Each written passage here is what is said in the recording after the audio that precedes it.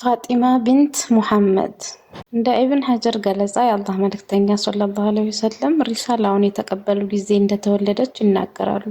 የወንድ ልጆችን ስም ረሱሉ እንደሚሰይሙት የሴት ልጆችን ደግሞ እናታችን ኸዲጃ ይሰይሙ ነበር። ኸዲጃም የመጨረሻ ሴት ልጃቸውን በእናቷ ፋጢማ ቢንት ዛኢዳ ስም ልጃቸውን ፋጢማ ብላ ሰየመቻት።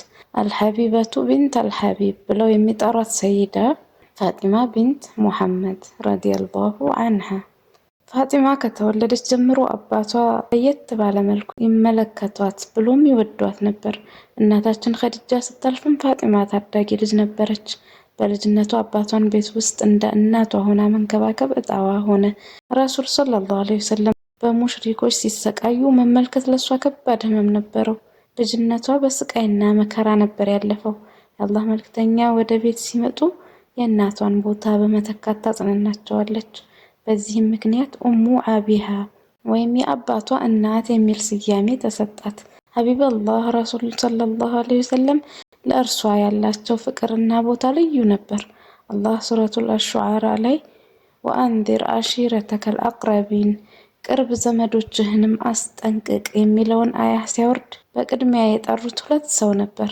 አንደኛዋ ውድ አክስታቸው ሶፊያ ቢንት አብዱል ሙጠሊብ ሲሆን ሁለተኛዋ ሰይዳ ፋጢማ ነበረች። ረሱል ሰለላሁ ዐለይሂ ወሰለም ልጃቸው ፋጢማ ስታዝንና ስትከፋ በፍጹም ማየት አይፈልጉም። ፋጢማ የኔ አካል ናት፣ እሷን ያስከፋት ነገር እኔንም ያስከፋኛል ብለውም ተናግረዋል። ውዱ ነቢይ ሰለላሁ ዐለይሂ ወሰለም አርአያ አባት ናቸው።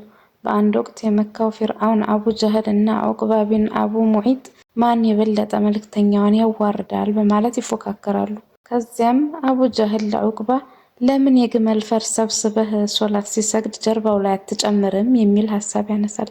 ዑቅባም በሐሳቡ ተስማምቶ የግመል ፈርስ መሰብሰብ ጀመረ። ልክ የአላህ መልእክተኛ ከአበው ጋር መስገድ ሲጀምሩ ሱጁድ ላይ ባሉበት ወደፊት እስኪያስወድቃቸው ድረስ ፈርሱን ጀርባቸው ላይ ጨመረው። በሰዓቱ ይህንን የተመለከተው ኢብን መስዑድ ወደ ረሱል ሰለላሁ ዐለይሂ ወሰለም ቤት ሁኔታውን ለመናገር ገሰገሰ። ቤት ውስጥ ግን የነበረችው የ10 ዓመቷ ታዳጊ ፋጢማ ብቻ ነበረች። ኢብን መስዑድ አባቷ ያለበትን ሁኔታ ሲነግራት ግን እየከነፈችና እጅጉን እያለቀሰች ወደ ረሱሉ ሰለላሁ ዐለይሂ ወሰለም ሄደች።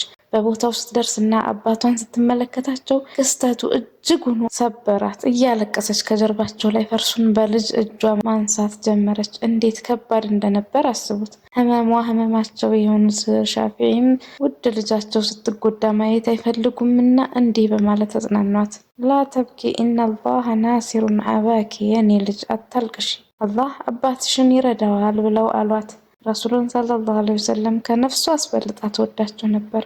እሳቸውም እንደዛው። አንድ ቀንም እንዲሁ አዝና አገኟትና እንዴት ነሽ የኔ ልጅ ብለው ጠየቋት። ፋጢማም አሞኛል፣ ይበልጥ ህመሜን የጨመረው ደግሞ ቤት ውስጥ የምንበላው ምግብ አለመኖሩ ነው አለቻቸው። ከዛም ውድ አባቷ እንዲህ ይሏታል፣ ፋጢማ ሆይ ከሙእሚን ሴቶች ሁሉ የበለጥሽና የዚህ ኡማ ሰይዳ መሆንሽ አያስደስትሽምን?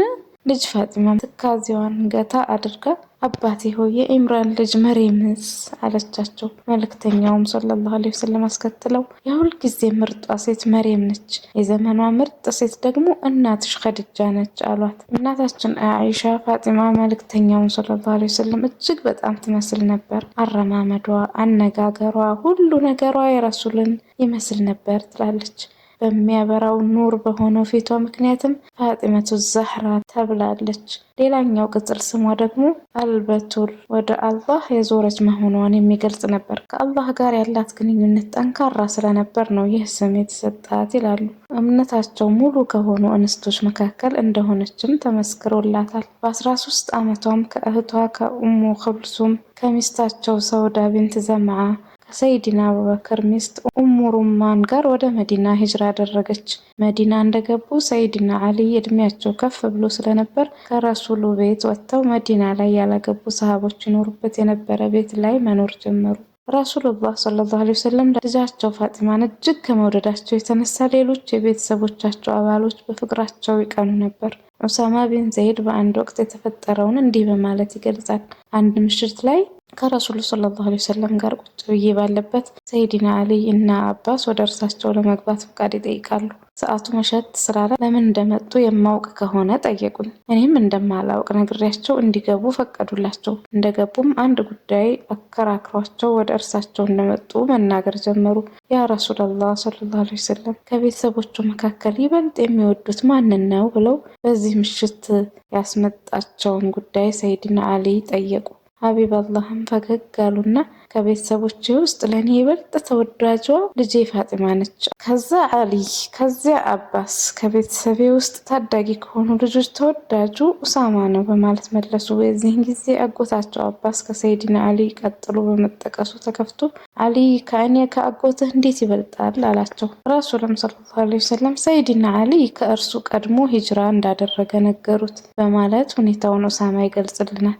ይህ ሁሉ ረሱሉ ሰለላሁ ዐለይሂ ወሰለም ለፋጢማ በነበራቸው ጥልቅ ፍቅር ነበር። ሰሐቢዩ ሰውባንም እንዲህ ይላል። ረሱሉላህ ሰለላሁ ዐለይሂ ወሰለም ጉዞ ሊወጡ ሲነሱ መጨረሻ ላይ የሚለዩት ፋጢማን ነው። ከጉዞ ሲመለሱ መጀመሪያ የሚዘይሯትም እርሷን ነው በማለት የአባትና ልጅን ፍቅር ይገልጻል። የፍቅራቸው ጥልቀት የሚደንቅ ነው። ፋጢማ እኮ ረሱሉ ሰለላሁ ዐለይሂ ወሰለም ወዳሉበት ቦታ ስትገባ ብድግ ብለው ይቀበሏትና ግንባሯን ከሳሙ በኋላ እሳቸው የተቀመጡበት ቦታ ያስቀምጧት ነበር። እሷም ረሱሉ ወደ እሷ ሲመጡ ወደ እሳቸው በመገስገስ ግንባራቸውን ስማ፣ ሁለት እጃቸውን ስማ የተቀመጠችበት ቦታ ታስቀምጣቸው ነበር። ያ ረብ፣ ምን አይነት ፍቅር ነው! ምን አይነት ትስስር ነው! ረሱሉላህ ሰለላሁ ዐለይሂ ወሰለም ወደ መዲና ሂጅራ ካደረጉ በኋላ ብዙ ሰሃቦች የውድ ልጃቸው ፋጢማን እጅ ለትዳር መጠየቅ ጀመሩ። ሰይድና አቡበከር ጠየቁ፣ አልተቀበሉም። ሰይድና ዑመርም ጠየቁ፣ የእርሱንም ውድቅ አደረጉ። ሻፊዒ ሰለላሁ ዐለይሂ ወሰለም ለፋጢማ ያሰቡላት ሰው ስለነበር የሚመጡትን ጥያቄዎች ውድቅ ያደርጉ ነበር። ሰይድና አሊ ፋጢማን ቢወዷትም ጥያቄውን አንስቶ አያውቅም። በአንድ ወቅት በኑ ሐሺሞች አንድ ቤት ተሰበሰቡና ሰይድና አሊይን ለምን ለትዳር የፋጢማን እጅ አትጠይቅም ይሉታል። አሊይም ጥያቄያቸው ግር ብሎት ፈጽሞ የማይታሰብ ነው፣ አቡበክርና ዑመርን ውድቅ አድርገው እኔን እንዴት ይሉኛል አለ። በዛ ላይም ምንም ሀብት ስለሌለው ለመህር እንኳን የሚሰጠው ነገር እንደሌለው ይነግራቸዋል። የዚህን ጊዜ በሰዓቱ ረሱሉ ሰለላሁ ዐለይሂ ወሰለም ጋር የነበረች ትልቅ ሴትዮ ኻዲም ነበረች እና መልእክተኛው እርሱን ሳያስቡት እንዳልቀሩና እድሉን ቢሞክር እንደሚሳካለት ነገረችው። አሊይ ግር አለው። እኔንማ አያስቡኝም ብሎ ሲል ሰይድና አቡበክር፣ ዑመርና ሰዓድ ኢብን ሙዓዝ እንዲሞክር አደፋፈሩት። መልእክተኛው ሰለላሁ ዐለይሂ ወሰለም ለፋጢማ ያሰቡት አንተን ይመስለናልም አሉት። ሰይድና አሊይም እንደምንም ራሱን አሰባስቦ መልእክተኛው ዘንድ ሄደ። ወቅቱ የበድር ጦርነት ከተካሄደ በኋላ ነበር። እንደሚታወቀው የበድር ጦርነት ለረሱሉ የደስታም የሀዘንም ጊዜ ነበር። ልጃቸው ሩቅያ ያጡበት ቀን ስለነበር ለሀቢበላህ የበድር ወቅት ደስታና ሀዘን የተሞላበት ቀን ነበር። አሊይም የውድ ልጃቸውን እጅ ለትዳር ለመጠየቅ ወደ መልእክተኛው ዘንድ ሄዶ አጠገባቸው ተቀመጠ። እንዲህም ብሎ ሁኔታውን ይናገራል። ረሱሉ ሰለላሁ ዐለይሂ ወሰለም ጋር ሄጄ እርሳቸው ዘንድ ስቀመጥ የማወራው ሁላ ጠፋብኝ፣ መንተባተብ ጀመርኩ በማለት ያወጋናል። ረሱሉም ሰለላሁ ዐለይሂ ወሰለም ሁኔታው ግር ብሏቸው ትኩር ብለው ከተመለከቱት በኋላ ማጃ አቢከ ያብነ አሚ፣ ያጎቴ ልጅ ሆይ ምን ጉዳይ ወደ እኔ ያመጣ አሉት። አንደበተ ርቱዕ በመሆን የሚታወቀው አሊ እንዲህ ይላል። በተደጋጋሚ ልናገር ስሞክር አፌ ተሳሰረ። እሞክርና ከአንደበቴ የሚወጣው ቃል ትርጉም የሌለው ቃል ይሆናል። ከፍራቻዬ የተነሳ እየተንቀጠቀጥኩ ነበር በማለት የፋጢማን እጅ ለትዳር መጠየቅ እንዴት ከባድ እንደነበር ያስረዳናል። ምርጡ መልእክተኛም ሰለላሁ ዐለይሂ ወሰለም የሚወዱት አሊ ሁኔታ ገባቸውና ፈገግ ካሉ በኋላ ምናልባት የፋጢማን እጅ ለመጠየቅ ይሆን የመጣኸው አሉት። ሰይድና አሊይም አፍረው አንገታቸውን እንደደፉ አዎ ያ ረሱላላህ ሰለላሁ ዐለይሂ ወሰለም አላቸው። መልእክተኛው መህር ምን ሊሰጣት እንደሆነ ጠየቁት። አሊ ምንም ሀብት የሌላቸው ሰው እንደመሆናቸው ለመህር የሚሆን ምንም ገንዘብ የለኝም አላቸው። ይህን ጊዜ መልእክተኛውም ወደ አሊ ጋሻ እየጠቆሙ የያዝከው ጋሻ ስንት ያወጣል አሉት። 4 ድርሃም ነው የገዛሁት በማለት መለሱ አሊ። ረሱሉም ሰለላሁ ዐለይሂ ወሰለም ለውዷ ፋጢማ ያሰቡላት ሰው አሊይን ስለነበር ሽጠውና ገንዘቡን እንደ መህር ትሰጠኛለህ አሉት። የዓለሙ ሹም ሙስጠፋ ልጅ የተጠየቀችበት የመህር ገንዘብ 4 ድርሃም ብቻ ነበር። ሱብሃን አላህ! አሁን ላይ ያለነው ሴቶች እዚህ ጋር ብቻ የምንማረው ነገር ብዙ ይመስለኛል። ሰይድና አሊ ባላሰቡት መልኩ ፋጢማን ለማግባት መመረጣቸው እያስደሰታቸው ወደ ገበያ ጋሻቸውን ሊሸጡ ወጡ። ገበያ ውስጥ ጋሻዬን የሚገዛኝ በምፈልግበት ሰዓት ዑስማን አገኙኝና ለኔ ሽጥልኝ አሉት። በ400 የብር ሳንቲም ወይም ዲርሃም ልግዛህ አሉኝም። ዑስማን ለፋጢማ መህር ሊከፍል እንደሆነ ስለገባው በ400 ዲርሃም ገዛው።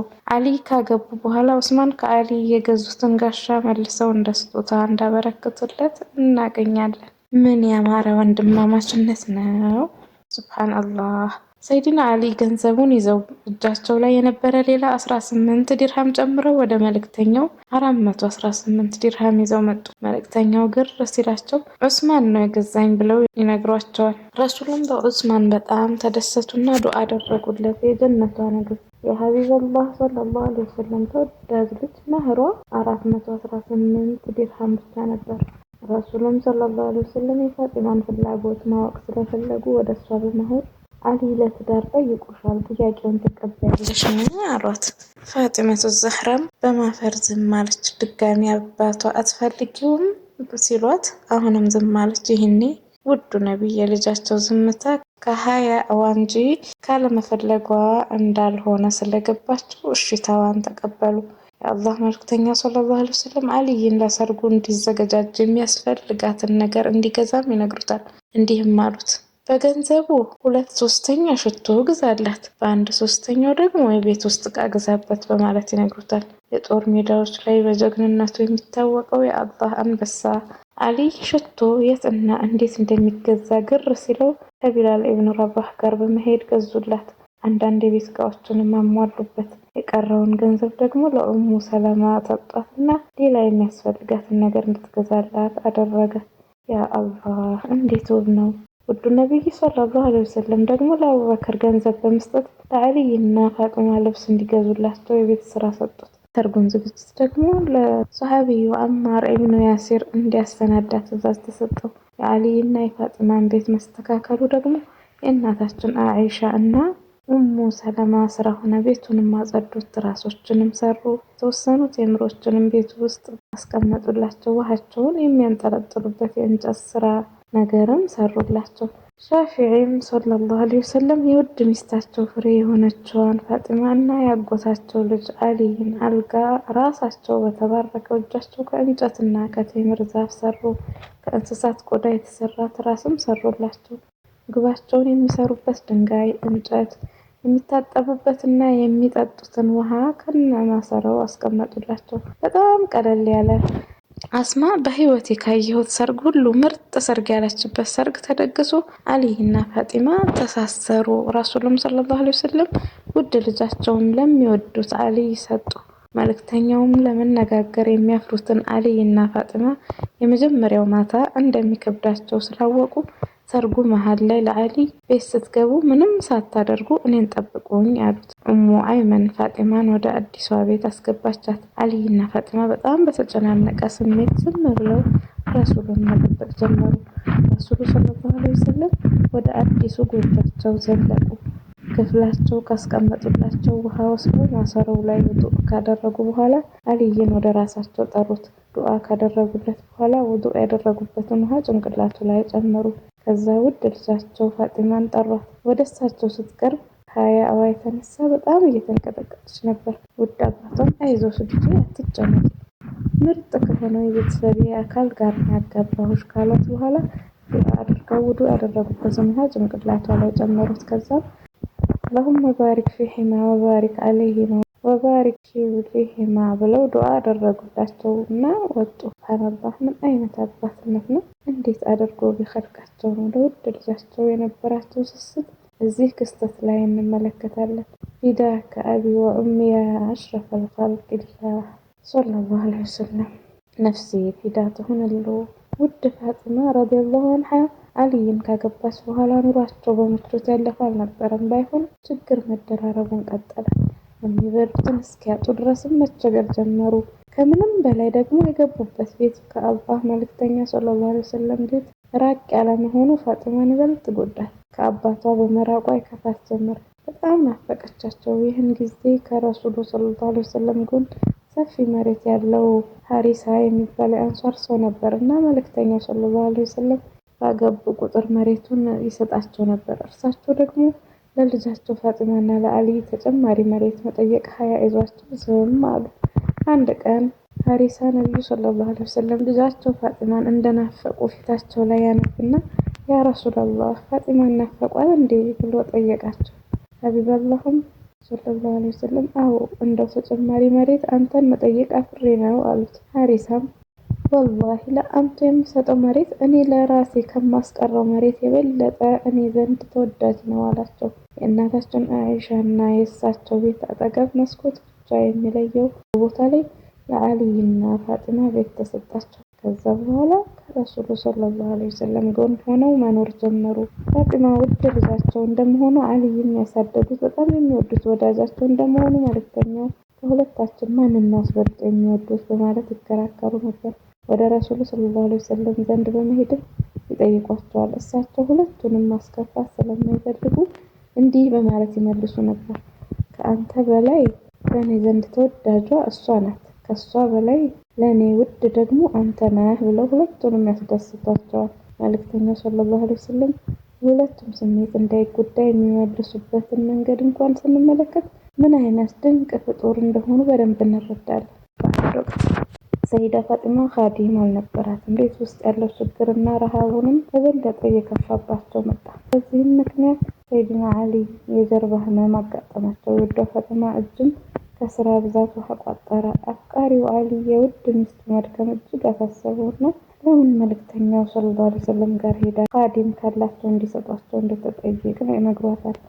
የአባቷን የነብይነት ኃላፊነት የምትረዳ ውድ ልጃቸውን መጠየቅ ሀያ ይዟት እንደሆነ ትመልስለታለች። አሊይም ያ ፋጢማ አንቺ ብቻ እሳቸው ጋር ሂጂ፣ ፊትሽ እንደተመለከቱ ሁኔታሽን ይረዳሉ አሏት። ፋጢማም ውድ ባሏ እንዳላት ለማድረግ ከፈጅር በኋላ ወደ ቤታቸው ሄደች።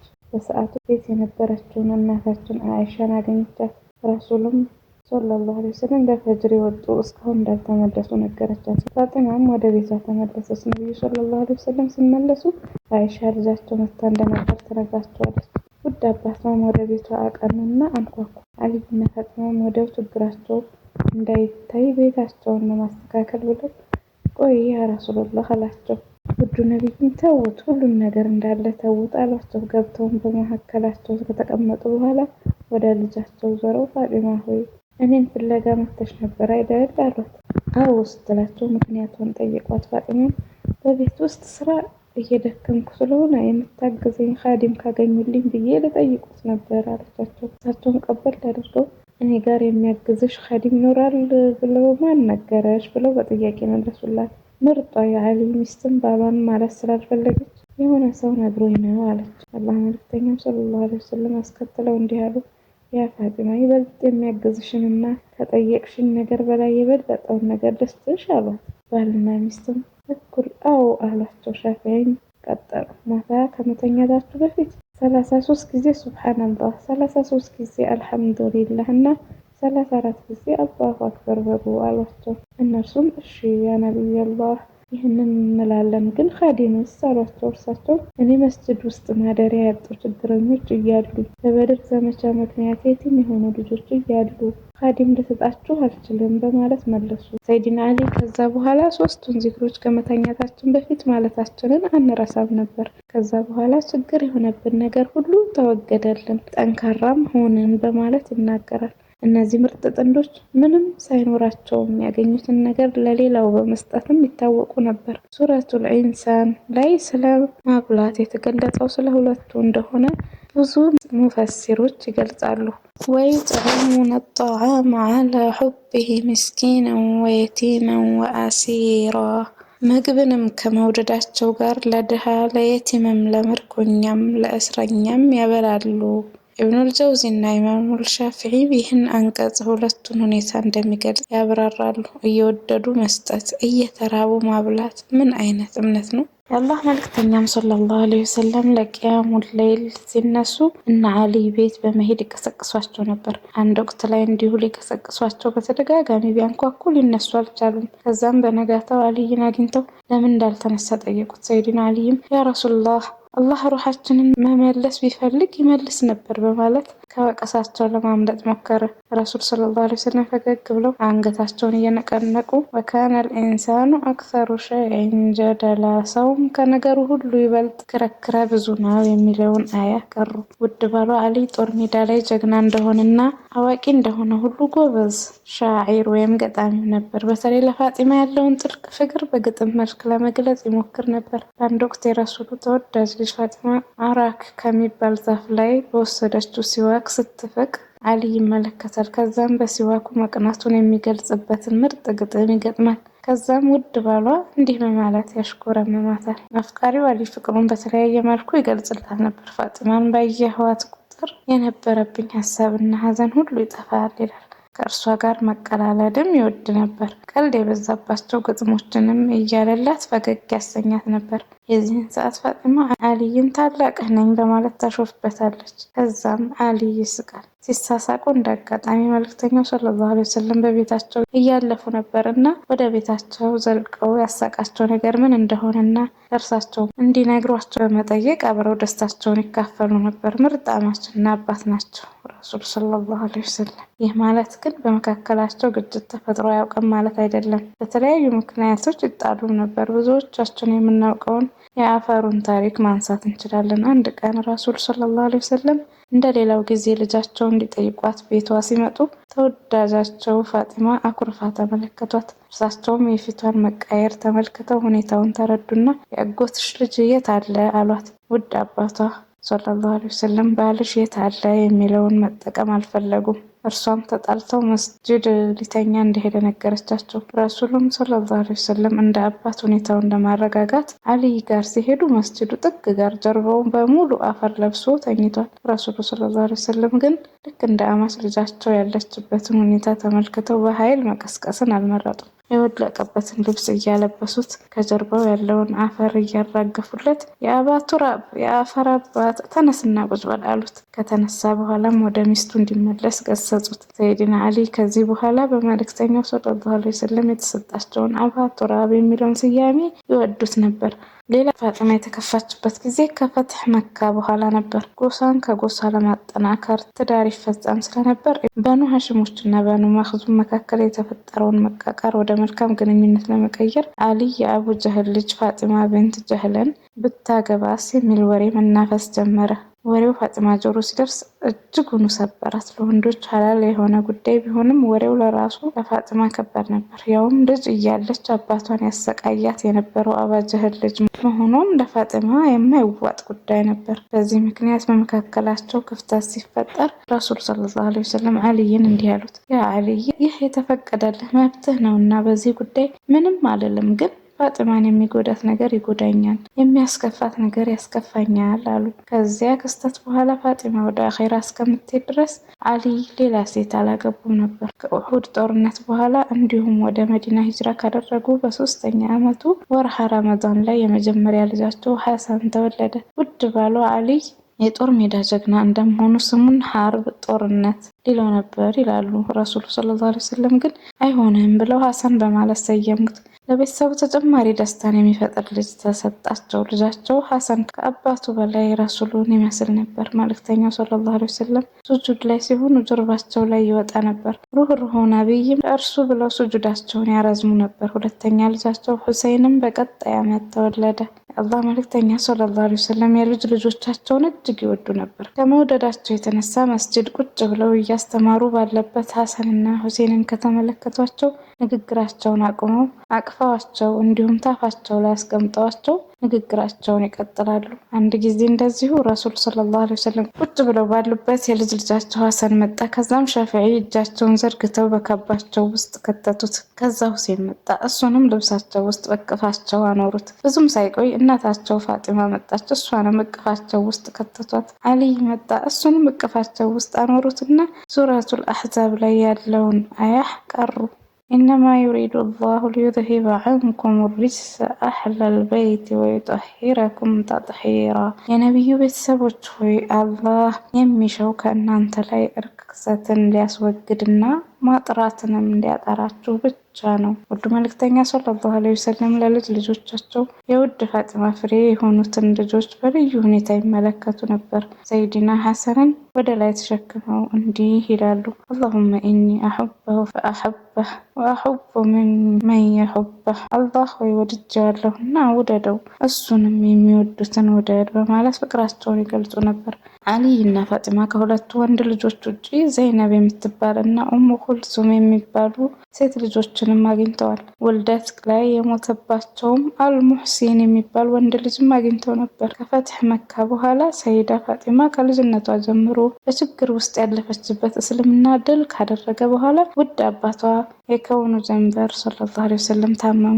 ጌታቸውን የሚገናኙበት ቀንም ቀረበ። የሀቢቢ ፊት ከበሽታው የተነሳ መጣ። ይህኔ አባቷ በዚህ ሁኔታ መታመምና መድከም ልክ እንደ ልጅነቷ ያስለቅሳት ጀመር። እጅግ የሚወዷት ውድ አባቷን በድጋሚ እንዲህ ብለው አጽናኗት። የኔ ፋጢማ አታልቅሺ፣ ምክንያቱም አላህ አባትሽን ዓለም ላይ ያሉ ቤቶች ላይ በሙሉ መንደሮች ብሎም በረሃዎች ሳይቀር እያንዳንዱ ቤት የሚገዛ መልእክት ነው በተልእኮ የሰጠኝ። ስለዚህ የኔ መጎሳቆል አያስከፋሽ አሏት። በሽታው እየከፋ መጣ።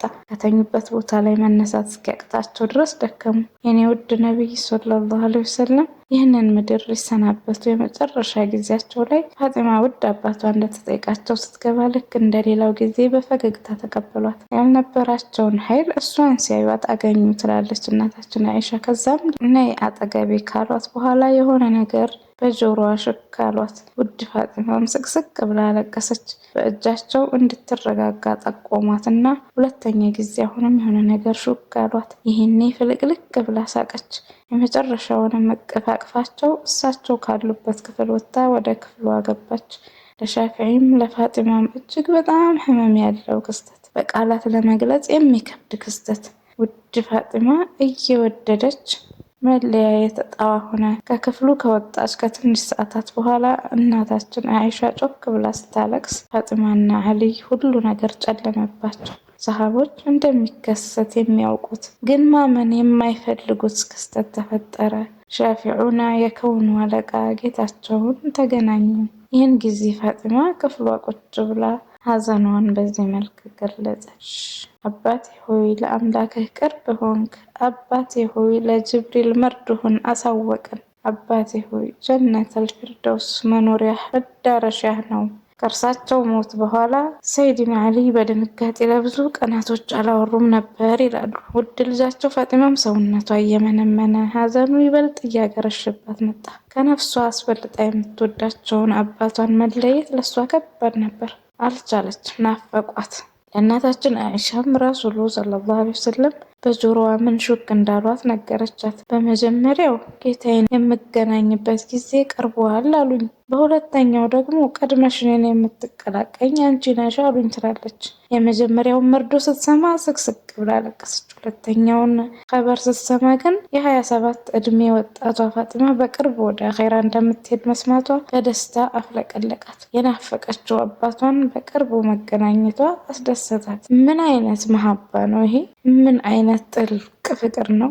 ፋጢማ ብዙም አልቆየችም፣ ታመመች። ወደ አኼራ ልትሄድ መሆኑ ሲገባት ከቤት ወጣ ብላ የአቡበከር ልጅ አስማን ጠራቻትና እንዲህ በማለት አደራረቻት። ስሙት፣ በማታ ቅበሩኝ። ብዙ ሰዎች መጥተው እንዲቸገሩም ሆነ የሰውነት ቅርጼ እንዲታይ አልፈልግም። ስለዚህ ወፈር ያለ መሸፈኛ ፈልጋችሁ አልብሱኝ አለች። አስማም ለኡሙ ሰለማ ነገረቻት። ኡሙ ሰለማ ሀበሻ በነበራት ቆይታ ያመጣችው ወፈር ያለ መደረቢያ ነበርና እሱን ሲያመጡላት ፋጢማ ደስ አላት። በመጨረሻም ውዱ ባሏን አስጠርታ ረጅም ጊዜ አሳለፉ።